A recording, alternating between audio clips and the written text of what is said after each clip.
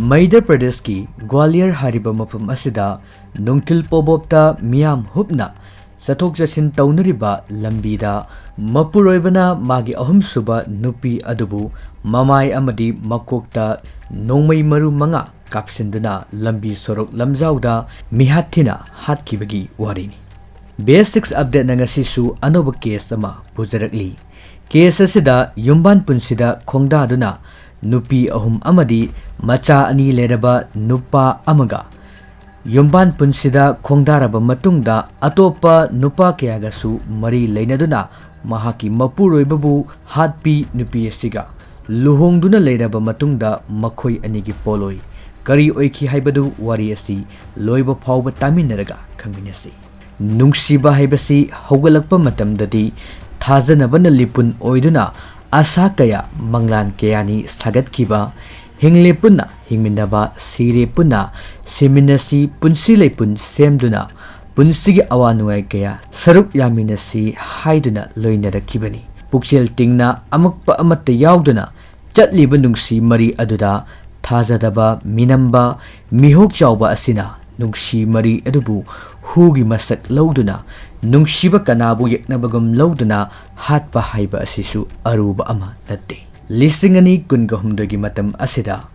Arya Samas Temple asida Arbin Parihar amadi Nandini Parihar makhoi ani asi love marriage tawrami adubu makhoi anigi luhongba asi imung manung khangna luhongba amadi natlamde. Adum oinamak makhoi ani asi makhoigi family sing adu thadok lamlaba matungda Gwalior gi Orange Wood hariba society asigi asanba ka amada makhoi ani asi leiminarami.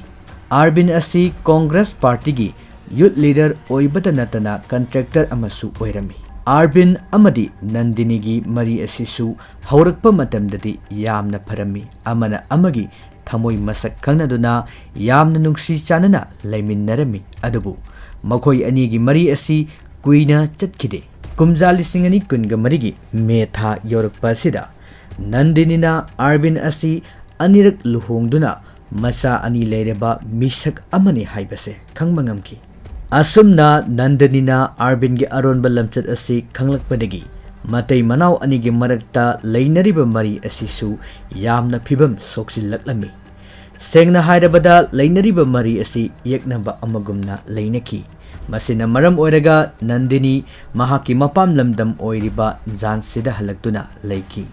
Adubu Arbin nadi makhoi ani asi amuk hanna punna leminnanabagidamag yamna kana honaki. Adugi ona tainabadana Nandinina Sirol Police Station da chatuna complaint tawrami. Masida mahakna fongdokliba asi Arbin hariba matu macha leireba nupa asana mahakpu longnam tawduna luhongbire aduna masigi matangda magi achumba adu phanganbiyu haiduna complaint asi tawrami. Masina maram oiraga Arbin amadi Nandini gi marisu yamna phibam soksilaki. Arbin nasu nupi asigi oirakliba mong matau asina yamna hena sauduna nupi masa asida kihan khanganduna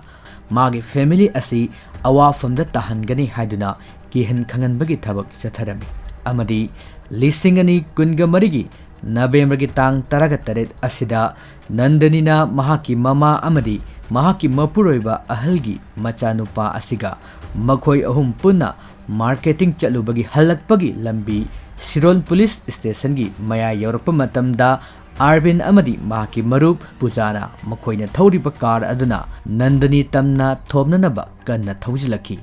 Maduna maram oiraga Nandini fibam khara luna soki amadi mahaki mama amadi machanupa su khara soki. Tholiba thawdo asigi matangda police ta murder case ama complaint tawduna Arbin police na phaduna jail da thamki. Adubu Arbin gi imung manungna akanba pressure Nandini da pirakpadagi mamai thangda Nandinina court mahaki statement adu semdok sadoktuna jail da leigadabadagi Arbin bu thadok hanki. Matam khara leiraga amukka hana Arbinna mangonda blackmail tawduna mahaki semdok sadoklaba photo video na singbasing social media da thagatkani amadi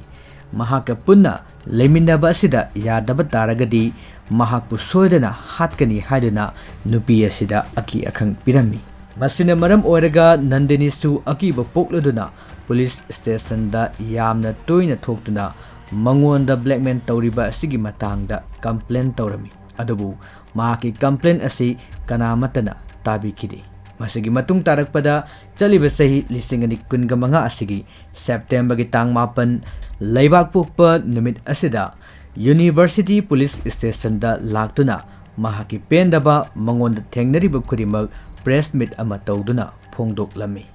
maduda mahakna haikibasi Arvinna mahakpu blackmail tawbaga lonana hatnanaba hotnare amasung masigi matangda Arvingi mathakta kanamatana action lobidre haiduna mahangna press meet aduda phongdoki asumna press meet adu tawkraba matungda haukiba September gi tang 12 irai numit asigi ayuki pung 10 tarakpa matam asida Nandani amadi mahaki marup ani Kalu amadi Akus kalonana rickshaw tongduna Captain Rup Singh Stadium Pauduna Chatliba Lambi asida laklami makoigi tungda Arbinsu matung inaraklami lonana rickshaw adubu khamki amadi kudakta mahangna pairakpa country mate ki 315 ki bore pistol aduna Nandani ki mamai amadi makokta nongmai maru mari manga kapsinki Nandani su sorokta thawai yaugdraba haksang oina taki mahaka langminariba marup ani adusu oiriba phibam aduda mafam adu thadoktuna chenkirami adubu Arvin mafam adu thadoktuna chenkide makutta 315 ki board pistol adu pairaba matungda mahaki Facebook page Arvin Thakur hariba page asida live thaduna asumna phongdoklami mathakta Nandani haribi nupi asina aranba SARS kaya tawduna Nandini na police ta complaint tawrami masi pumnamag asi mahaka aronba mari lainariba Akus pathak amadi Kalu hariba migay ani asigi yathangi matung ina mahakna sathabani masida natana Nandani na mangonda blackmail tawduna mahaka loinariba Kalu amadi Ankuski thawin singalonana mahaki ambulance ki gari ahum yauna mahaki yum adu mangonda pigedabani haiduna blackmail tawki Nandani asi machin yamna thibi nupa khudinga mari thambi oktabi nupi amani haiduna su mahangna live asida palli amaromda thokliba thawdo asigi paw tabaga University Police ki team su thuna yangna mafam aduda yaurakhi lonana Arbil bu control tonanaba honaki Arvin su khutta khulai paiduna leibana amadi nongmai adu magi manak naksiluba singdasu kapthorakpa aduna maram oiraga yamna khudong chadaba ama haibadu oirami adubu police na Arvin na leriba mafam aduda tear gas sizinaduna Arvin bu control tawba ngamki masigi matungda sorokta taduna leiriba Nandani police na Jaha hospital da khudakta pukhatki adubu Nandani kanba ngamkide thokliba thawdo asigi investigation chatharakpa matamda Nandani haribi nupi asisu asamba nupi amadi oiramde criminal case kayamarum leiba mapuroiba phawba hatpagi maralda sahi mariga tha taruk jenda leruba miyoi ama oiramki Nandani gi haukiba punsida thokiba warising Meeyamda thamjari Nandani na ihan hana yum paliba mafam asi Corona Dhar Datia hariba mafam asidani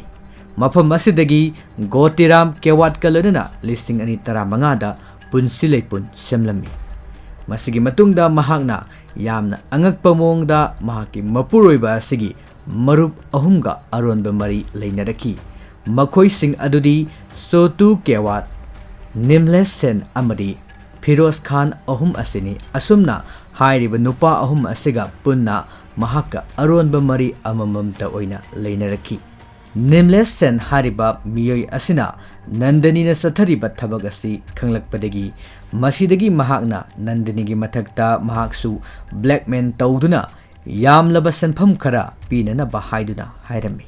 masidagidi Nandani na mahaka mari suba nupa oina aronba mari leinariba Firoz Khan ga loktunaduna Nimles Sen asi hatki mihad asigi maralda Nandini sahi mariga tha taruk jailda leirami jaildagi thoruklaba matungda Gwalior da laktuna mahak parlor ama hangduna leirami asumna Arvinga kumjali singani kunga humdoida thengnarakibani lonana Arvin asi matum macha leire haibasu khangki amadi mahaksu mahake ahanba mapuroibagi machaga lonana mapam lamdam Jansida leirami asumna Arvin amadi Nandini nungsinaraklaba matungda Arvinna mage family matu macha pumnamak thadoktuna laaba matungda Nandaniga nauna luhongduna Nandanina chelakpa chahi mapan suruba masa asiga loinana makhoi ahum punna leminnarakibani adubu Nandani asidi gold digger ni selthumda yamna mikaba nupi amani masina maram oraga mahangna Arvingi nupi ahan asi divorce taw aduga leiriba lantum kudimak magi mingda pangadabani haidana Arvinda akanba pressure pirami adubu wafam asi Arvinna yaramde Masimagna maram oraga Arvin amadi Nandanigi mari asi yamna tamthiba mari ama oraktuna pumnamak mangmin naribani tholiba thaudo asigi matangda SP Dr. Binit Kumarna phongdorakpada Arvingi mathakta IPC gi section 302-506 mother threat amadi Mamangda Nandanina file tawkiba FIR sing adusu yauna panduna mahaki matik chaba dandi adu soidana fangalagani haiduna phongdoki amadi Nungthil Pobobta Meeyam tinba marakta sathakiba tamthiba thaudok adugi CCTV footage amadi eyewitness singdagi evidence sing loksille haiduna su phongdorakli amaromdana Nandanigi family na masanupigi achumba puthokpiyu haiduna dabi dauri tahanjariba case asi kamdau bibage comment section da adomgi mot sing thambiramu channel asibu nungsibiduna miyamna like comment subscribe tawbiramu adomgi mamal naidraba support aduna makhatana channel asina miyamge thogal tawjaba ngamjagadoribani maram asina miyamna nungsibiduna channel asibu like comment subscribe tawbiramu tabiriba singbu amukahana kurumjari